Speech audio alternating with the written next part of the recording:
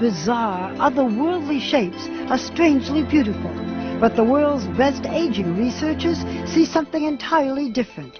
They see the answer to possibly the most important and complex question of all time. Dr. Sinclair, as I look here, I'm seeing very cute little colored cubes. Well, these little cubes are actually the protein in our bodies that we believe controls the aging process.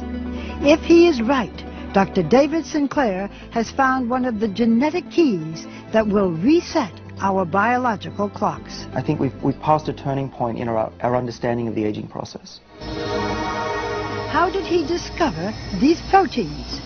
This looks like a barcode, but it's really a map of our genome, the blueprint for human life stored in every cell in our bodies. A few of these genes play a key role in the speed at which our cells age. Dr. Sinclair randomly tested tens of thousands of cells, searching for the chemical that would activate those genes. We found them by accident. We stumbled upon this molecule from red wine. And when I looked on the computer, what is this resveratrol, and found that it was in red wine, I almost fell off my chair. Because, of course, we all have heard that red wine is good for you. Just so happens, I have red wine. To your health.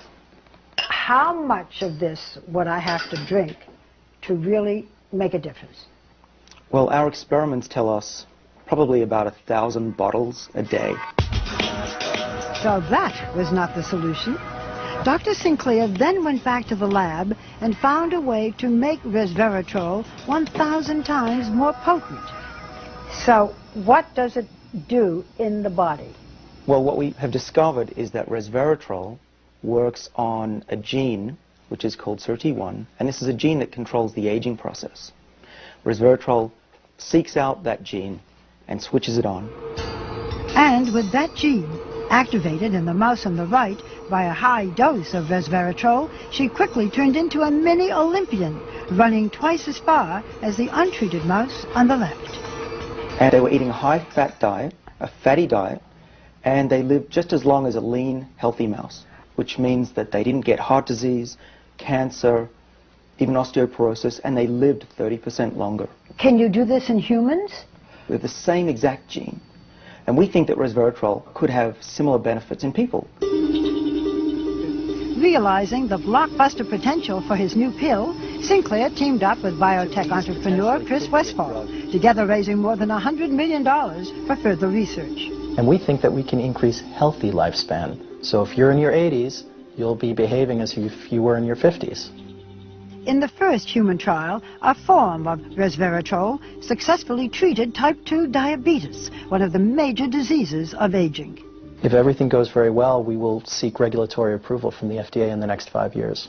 I think a lot of people will say you're raising expectations. This can't possibly happen. My answer to that is, I agree, but it's true. What else can I say? Aging is really a set of diseases, and if we slow them down and cure them, people will live longer, healthier lives. And you're talking especially now about diabetes and Alzheimer's? So the major killers of Western society are exactly the diseases that should be able to be treated with the drugs we're developing. Well, you know what, Doctor? Cheers. To the future.